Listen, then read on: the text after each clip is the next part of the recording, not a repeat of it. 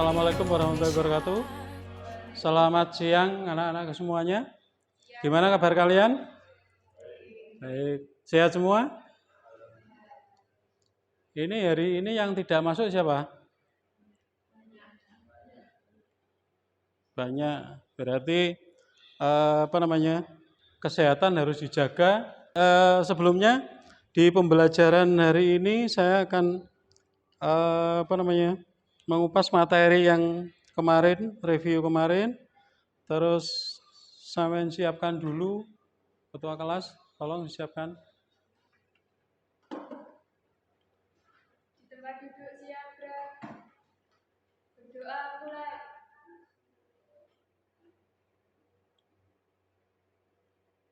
Selesai. Assalamualaikum warahmatullahi wabarakatuh. Jadi sebelumnya saya ucapkan terima kasih untuk anak-anakku semuanya. Kita akan membahas DHCP server. Tapi sebelumnya kalian harus itu di-scan dulu sebelum saya bagikan LKPD. Pretestnya di-scan dulu untuk mengerjakan. Ini tolong di satu kelompok satu untuk 3 orang ya. Nanti ada itu namanya ditulis di situ untuk pengerjaan LKPD-nya. Saya kasih waktu 10 menit untuk mengerjakan pretest dulu. Sebelumnya yang kalian ketahui tentang DHCP server itu apa? Sepemahaman kalian sebelum kita lanjutkan materi ke berikutnya, kita lihat apa? Fabian. Serba otomatis. Terus yang lainnya mungkin ada. Jadi gini, secara garis besar DHCP server atau lebih dikenal dengan Dynamic Host Configuration Protocol itu adalah sebuah protokol jaringan. Jadi aturan yang memungkinkan perangkat untuk mendapatkan konfigurasi secara otomatis termasuk alamat IP. Di mana tujuan dengan kita menggunakan DHCP server itu adalah mengalokasikan alamat IP secara dinamis kepada perangkat dalam jaringan. Yang kedua, menyediakan informasi konfigurasi lainnya seperti gateway dan DNS server, lalu meminimalkan kesalahan konfigurasi secara manual. Jadi biasanya pada saat kita konfigurasi perangkat jaringan secara manual itu kita akan menghadapi banyak permasalahan, terutama pada saat kita mengkonfigurasi IP address. Jadi IP address itu kemarin apa? Yang pernah kalian pelajari IP address itu apa? Alamat perangkat dalam jaringan. Jadi saat perangkat terhubung ke dalam jaringan, ia mengirimkan permintaan atau request ke DHCP server. Terus DHCP server itu merespon dengan memberikan alamat IP yang tersedia. Jadi kalau cara kerja DHCP server ini dia menggunakan last time. Jadi last time ini kalau di bahasa manusianya itu adalah waktu pemakaian alamat IP. Jadi seperti nyewa gitu. Tapi di sini dalam konfigurasi jaringan perangkat itu pada saat dia digunakan atau difungsikan, perangkat akan secara otomatis dikasih IP oleh DHCP untuk bisa terkoneksi dalam jaringan publik. Sedangkan perangkat perlu memperbarui list line sebelum waktu list habis. Jadi pada saat list line itu habis, jadi perangkat itu harus memperbarui, diupdate. tapi tidak secara manual, secara otomatis. Dan itu tugas itu diserahkan oleh di DHCP sudah diolah. Jadi tabel data atau routing tabelnya itu sudah otomatis dapat dijalankan oleh DHCP. Sedangkan informasi lainnya selain alamat DHCP, dia juga memberikan informasi seperti subnet mask, gateway, DNS server, dan lain sebagainya. Terus apa sih keuntungannya kita menggunakan DHCP server? Yang pertama adalah manajemen alamat IP secara efisien. Kalian hanya cukup mengisi di sini aja. Di tinggal kamu di situ, di aplikasi Cisco itu kamu koneksian kemana? Ke gigabit atau ke fast ethernet. Wis ngono tok. Jadi tidak perlu kita Jadi cukup kalian udah gitu aja. Langsung itu dapat IP kan? Oh, ini belum itu. Di statik dulu. Baru di ACP.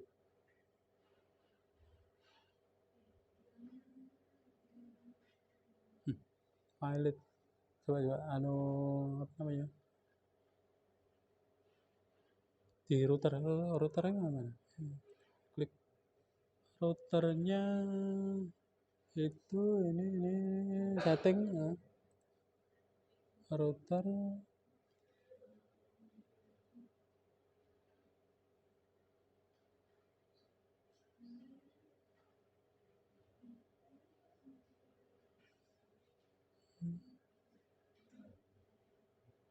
RIP coba diklik. Ada.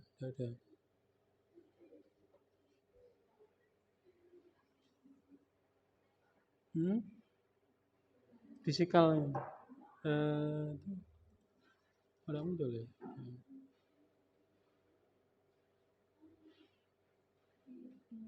Loh. Oh, belum toh. Pakai router apa itu? Nah, inilah 2901. Nah, ini belum urung enak ngono apa namanya? Yang HW GSF SPF. Coba diklik. Nih. MNC coba. Ini dimatikan dulu kalau ini hardware. Nah, diklik. Nah, itu pakai apa? Fast Ethernet. Nah, dimatikan dulu, digeret yang ngono.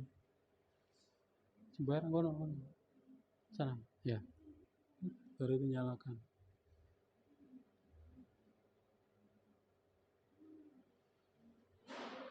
Nah, ini konfigurasi. Lah, ya. Itu kan dia booting ulang. Nah, ini kamu pakai yang mana itu? Ini gigabit. Nah.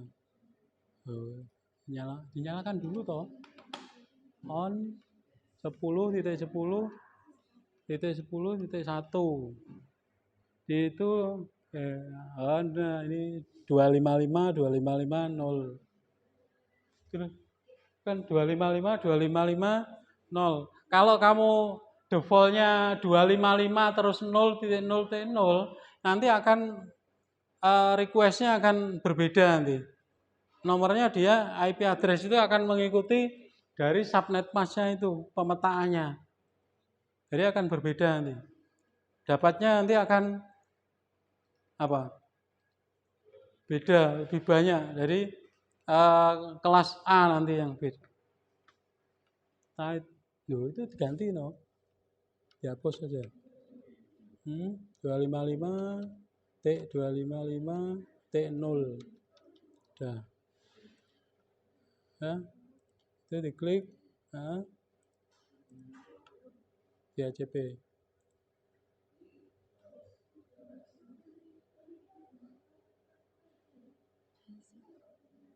Pilot.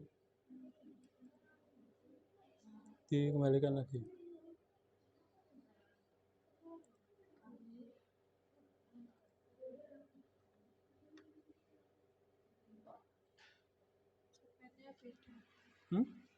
Subnetnya harus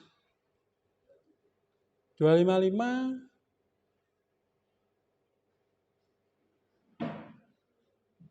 Ini cuma pakai enggak kasih tambahan tadi. Apa? Jadi interface yang digunakan cukup gigabit tadi. Jadi bukan. Jadi kamu gunakan seperti itu, terus nanti pada saat kita cara gini ya. Ini kan secara otomatis ya. Nah ini dia tetap dapat request-nya tetap dapat seperti itu.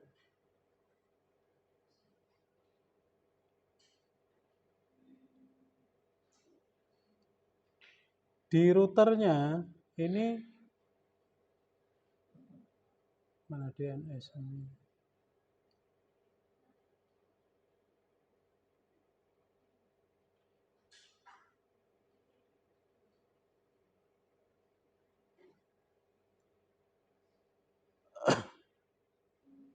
Jadi dia nanti akan dapat IP secara otomatis, di mana IP address itu yang ngasihkan adalah router ini.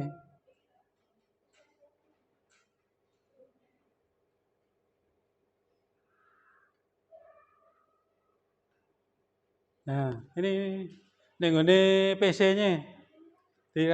Di PC-nya ini. Apa itu? Config. Nah, itu diisi yang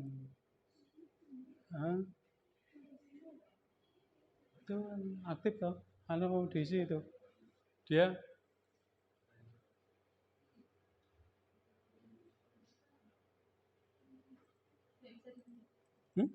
itu pindah yang statik toh.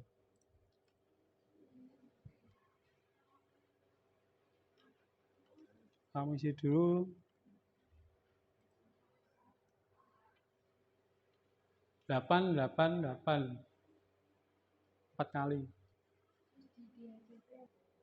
Nah, ini pada saat melakukan request, jadi PC 0 hingga muncul jendela properties.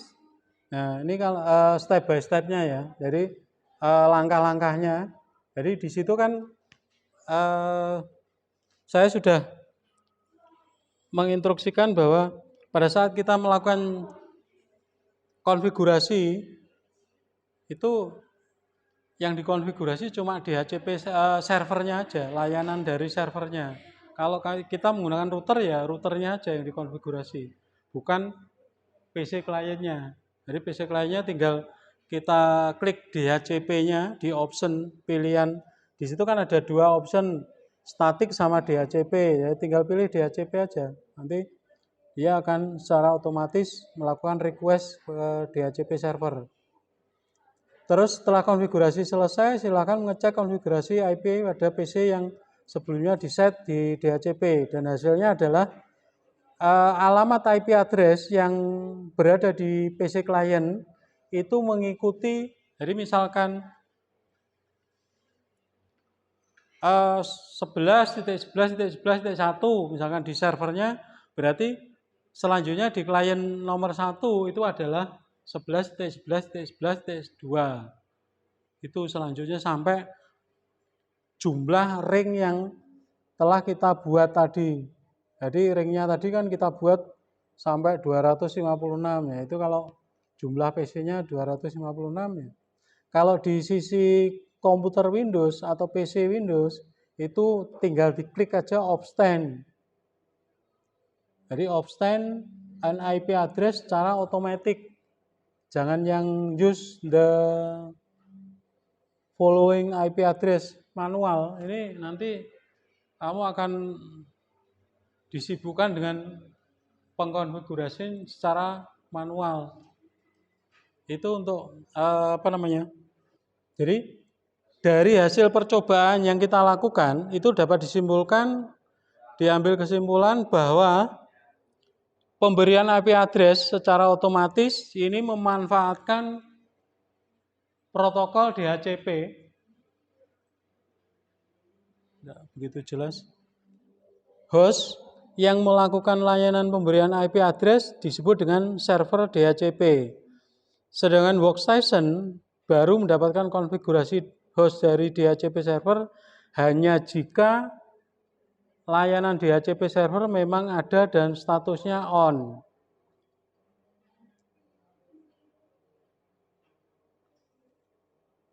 Terus di sini akan kelihatan pada saat kita eksperimen itu ya. Jadi eksperimen yang telah kita lakukan, jadi bagaimana jika PC2 menggunakan static IP address dan tetap di segmen jaringan subnet yang sama dengan server DHCP, apa yang terjadi? Kalau semacam itu gimana? Apa yang terjadi? Ada klien itu menggunakan static IP. Kalau boleh manual IP-nya. Tapi dia dalam satu segmen yang menggunakan DHCP. Berarti komputer itu terkonek apa enggak? Coba kamu di situ. Jadi salah satu PC itu kamu buat manual sembarang. Kamu coba. Jadi IP-nya kamu kasih sembarang. Dia bisa tercover enggak dengan terkonek enggak dengan DHCP? Sing kok apalnya kan 192.168.10.1 misalkan. Coba terkoneksi enggak? Dari eksperimen itu bisa terkoneksi enggak? Bisa? Enggak konek kan? Merah kan jadinya dia. Karena enggak koneksi. Nah,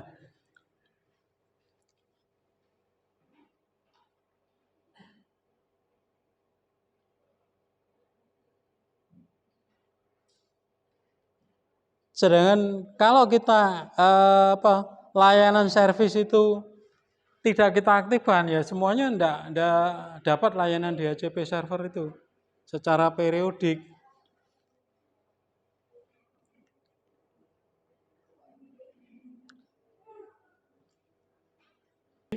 Dari hasil pengamatan kita atau eksperimen yang telah kita lakukan, bagaimana tahu seharusnya pemanfaatan DHCP server itu. Jadi pada saat pemberian IP address secara otomatis itu memanfaatkan protokol DHCP host yang melakukan layanan pemberian IP address atau server DHCP, di mana workstation itu hanya tinggal menunggu saja dari hasil request-nya. Setelah itu kalian kerjakan post test-nya di scan ya. Itu post test-nya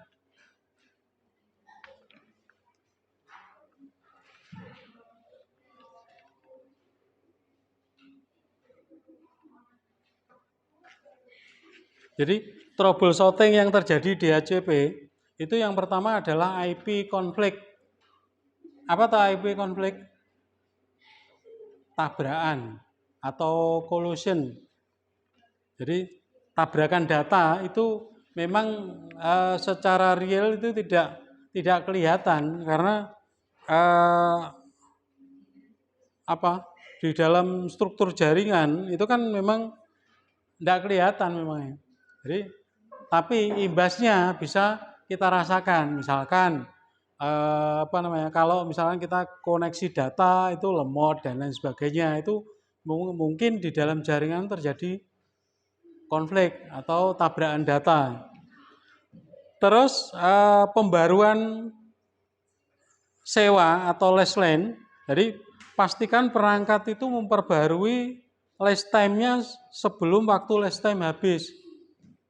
Jadi misalkan gini, pada saat kita menggunakan komputer dalam suatu koneksi dalam jaringan, Misalnya kita tinggal ngopi ke belakang dulu atau ke kamar mandi dulu. Lah, ini waktu delay atau waktu tunggu ini sama DHCP server. Ini kan diam kan? Kita connect.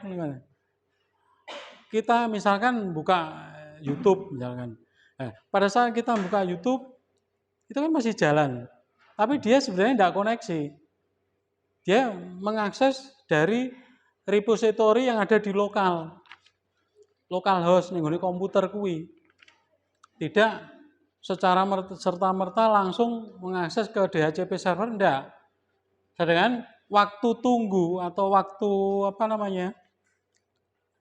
sistem sewanya DHCP itu kan punya time untuk menyewakan IP address itu kan punya waktu, ukuran waktu ya. Di situ kan ada menit, jam, menit, detik, dan lain sebagainya. Itu ukuran waktunya.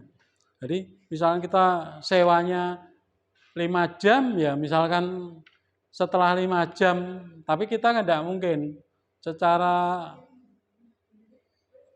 real, kita kan tidak mungkin ngarepe komputer 5 jam, jarang. Kecuali kalau kamu kerja ya, kerja online dan lain sebagainya, itu mungkin 5 jam di depan komputer itu.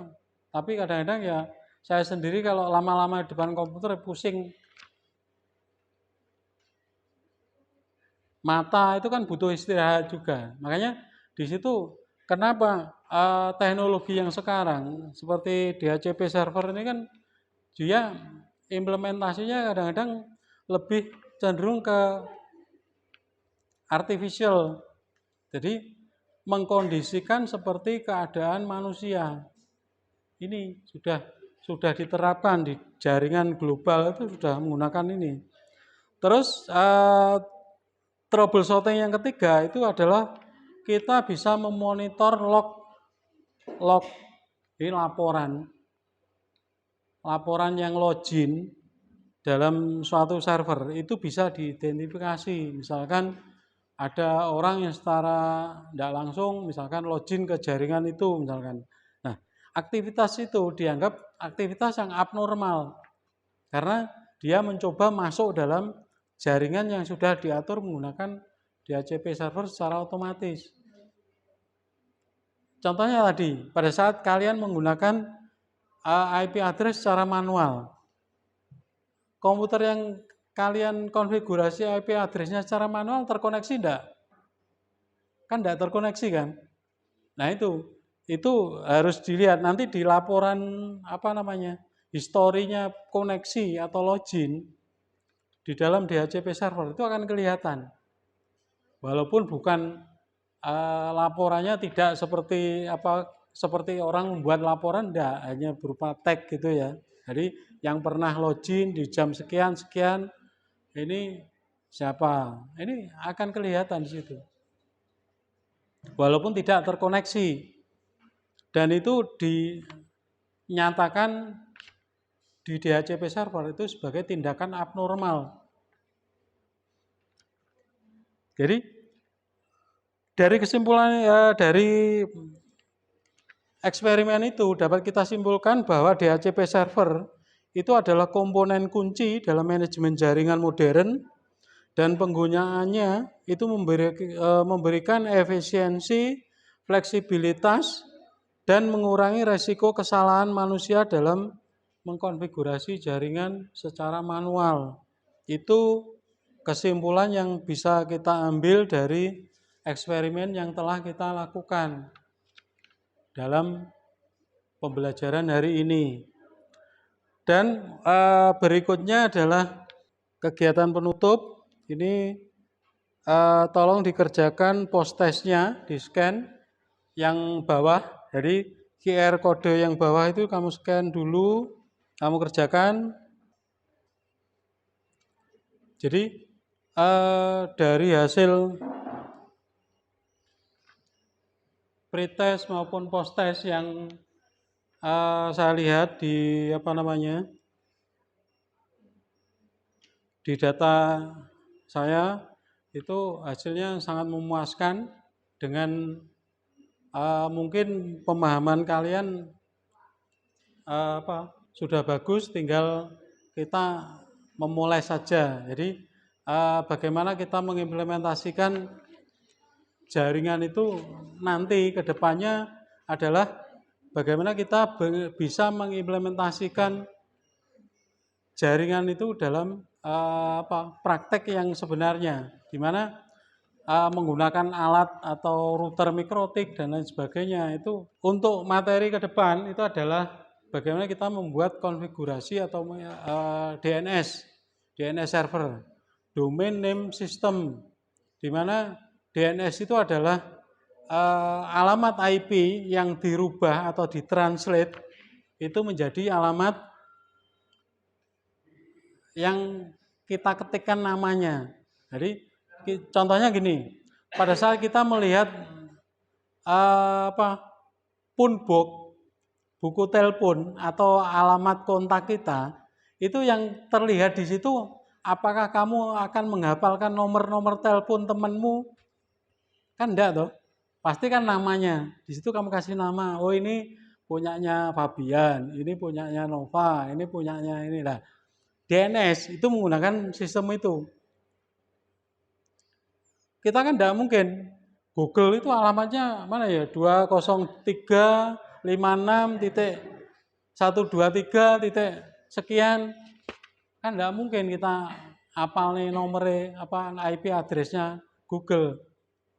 Tapi kita cukup ngetikkan di URL itu adalah google.com, atau di enter sudah terhubung. Nah, fungsi DNS itu seperti itu gambarannya. Jadi gambaran detailnya itu nanti bisa kita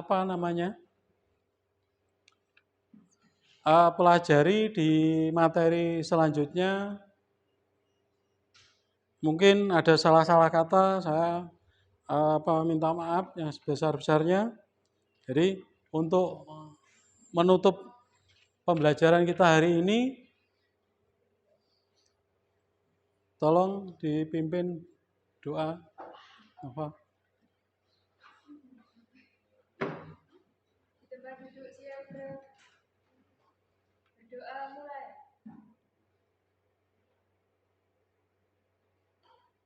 Selesai. Assalamualaikum warahmatullahi wabarakatuh.